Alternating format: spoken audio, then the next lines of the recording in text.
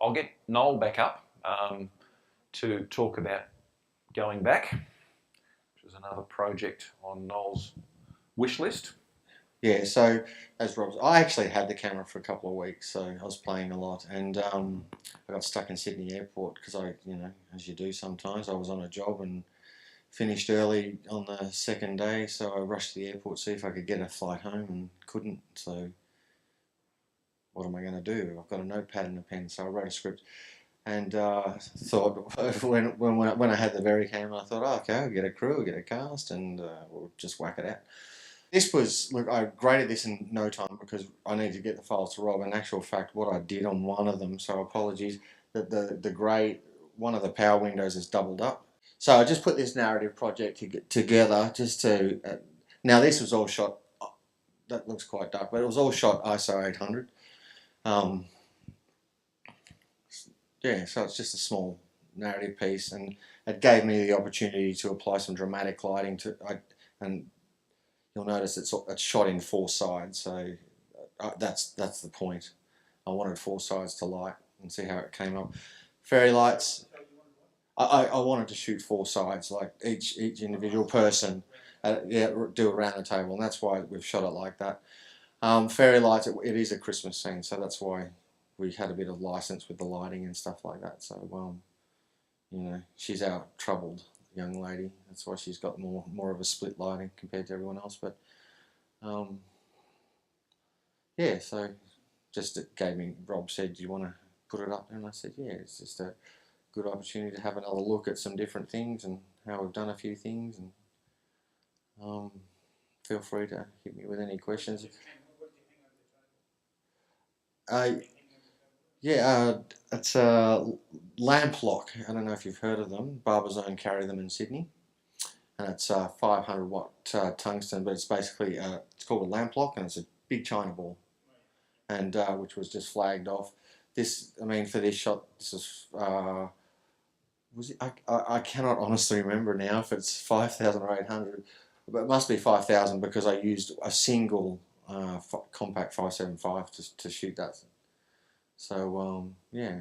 So if anyone's got any questions about these images, but in our shooting conditions, just so you know, that exterior table area um, was a very small area there. That's 800, yeah. So that's an 800 shot right there. You can see a china ball hanging from the top here, just layering over. We've got stuff everywhere. This is just a little bar light that I made just to hit the back wall there. So, which I just moved around. You'll see that little light pop up everywhere. It's basically the fill on the opposite side to my key in just about every shot, so, except his, which was an HMI. So, yeah. But look, the camera handled beautifully, so the camera was never an issue. So that's pretty straightforward, yeah. So unless anyone's got any questions, I'll let it move along. Would have been nice to see that at 1,000, at 5,800, and then 5,000. Oh, right, I see what you mean, yeah.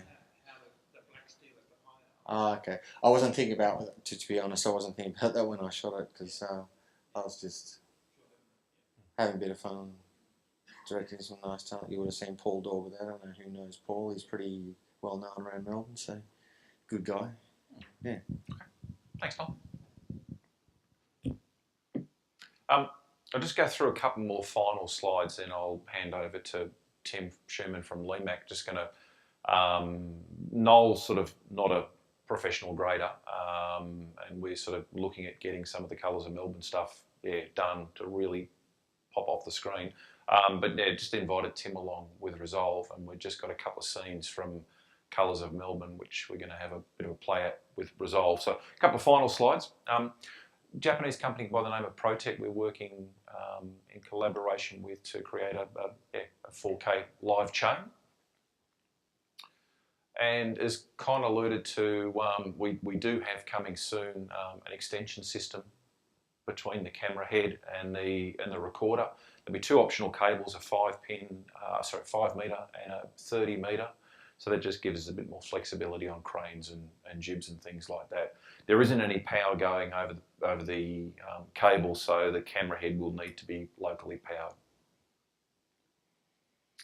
On our factory's website, we've got a couple of operating guides and some couple of white papers, some sensor details, some dimensional drawings and things like that too.